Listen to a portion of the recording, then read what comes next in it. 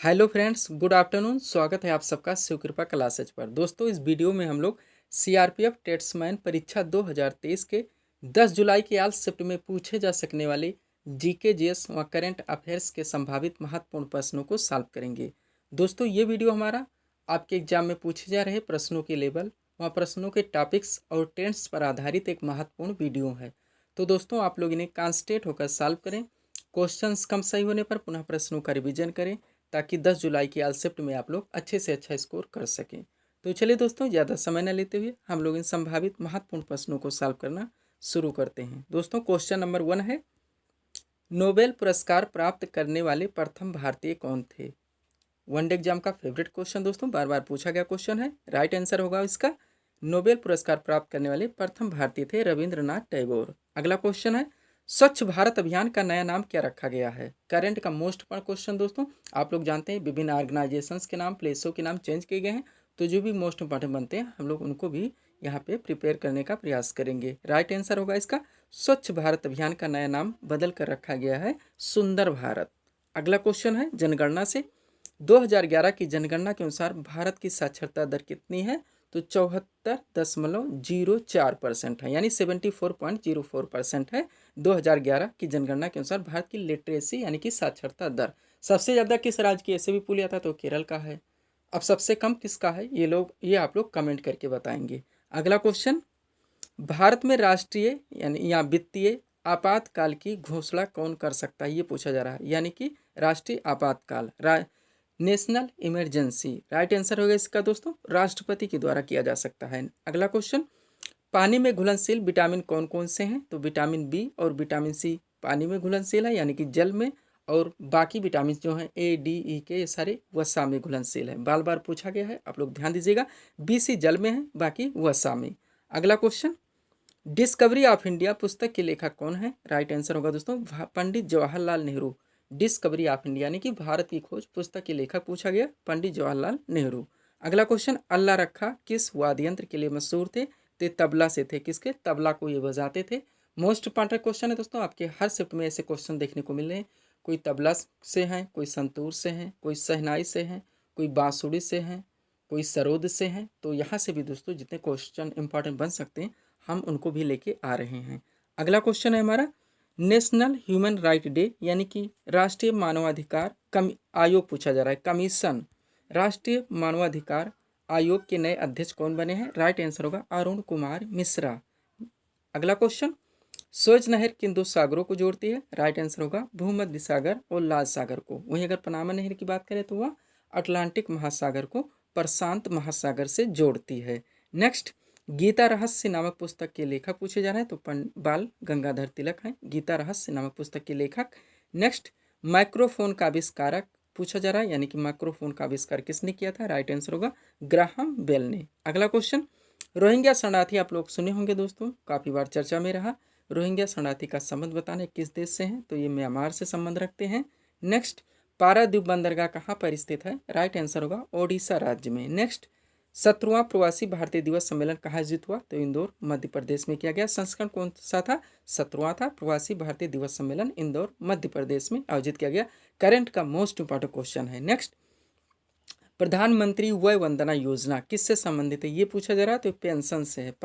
प्रधानमंत्री वय वंदना योजना एक पेंशन योजना है। नेक्स्ट, न्यू मूर द्वीप विवाद किन देशों के बीच में है? ये पूछा जा रहा है। न्यू मूर द्वीप विवाद जो कि बंगाल की खाड़ी में स्थित है, ये भी बार बार पूछा जाता है, और यह भारत और बांग्लादेश के बीच विवाद का कारण बना हुआ है। आगे चलेंगे हम लोग।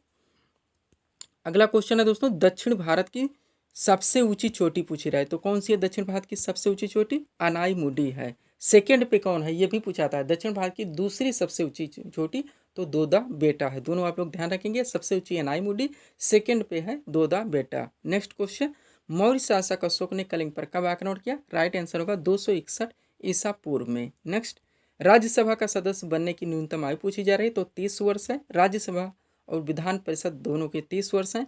लोकसभा विधानसभा के 25 ईयर्स हैं, 25 साल यानी कि, और राष्ट्रपति और राज्यपाल के जो न्यूनतम आयु है दोस्तों बनने का वो है 35 वर्ष, यानी राज्यसभा विधान परिषद 30, लोकसभा विधानसभा 25 और राष्ट्रपति और राज्यपाल 35। अगला क्वेश्चन, मिस यूनिवर्स 2022 का खिताब किसने जीता? राइट आंसर होगा आर बोनी गैब्रियल ने, जो कि अमेरिका से संबंधित हैं। नेक्स्ट, सूर्य में ऊर्जा उत्पन्न होने की प्रक्रिया पूछी जा रही है, तो नाभिकीय संलयन की प्रक्रिया के द्वारा सूर्य में ऊर्जा उत्पन्न होती है। नेक्स्ट, वायु की आर्द्रता किस यंत्र से मापी जाती है? तो हाइग्रोमीटर से मापा जाता है। वायु की आर्द्रता की बात हो रही है। नेक्स्ट, अस्पृश्यता कांत किस अनुच्छेद में है? तो अनुच्छेद 17 में। बार बार पूछा था दोस्तों, अभी जितना एग्जाम हुआ दोस्तों CHSL का सारे आर्टिकल्स पूछे गए, MTS में सारे आर्टिकल पूछे गए। अस्पृश्यता 17 है, 18 है, उपाध्योकांत आप लोगों का मोस्ट इंपॉर्टेंट टॉपिक है। आपके हर शिफ्ट में ऐसे क्वेश्चंस पूछे जा रहे हैं। आर्टिकल 12 से लेकर आर्टिकल 35 तक मूल अधिकार है। संविधान का ये भाग 3 है। 12 में राज्य की परिभाषा दी गई। 14 से हमारे राइट शुरू होते हैं। प्रारंभ में 7 थे, लेकिन 44वें संविधान संशोधन 1978 के द्वारा संपत्ति के अधिकार को मूल अधिकार से हटा दिया गया। तब से टोटल यानी कि वर्तमान में मूल अधिकारों की संख्या 6 है।